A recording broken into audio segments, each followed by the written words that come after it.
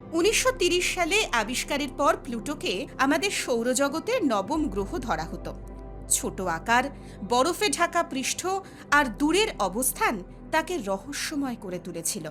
কিন্তু ২০০৬ সালে আন্তর্জাতিক জ্যোতির্বিজ্ঞান ইউনিয়ন আইএইউ গ্রহের সংজ্ঞা নতুনভাবে নির্ধারণ করে ঘোষণা করে প্লুটো আর গ্রহ নয়, কারণ গ্রহ হতে হলে ৩টি শর্ত মানতে হয়: সূর্যকে প্রদক্ষিণ করা, নিজের মাধ্যাকর্ষণে গোল হওয়া এবং নিজের কক্ষপথের আশপাশ পরিষ্কার রাখা। প্লুটো প্রথম ২ শর্ত মানলেও তৃতীয় শর্ত পূরণে ব্যর্থ।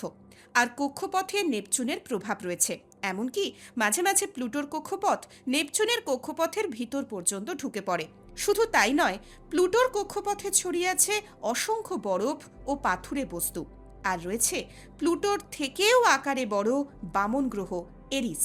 ফলে স্পষ্ট হয়ে যায় প্লুটো তার কক্ষপথ পরিষ্কার করতে পারে না, তাই আর তাকে পূর্ণাঙ্গ গ্রহ বলা যাবে না। পরিবর্তন হয় তার পরিচয়ে, আর সেখানেই জন্ম নেয় প্লুটোর নতুন নাম বামন গ্রহ।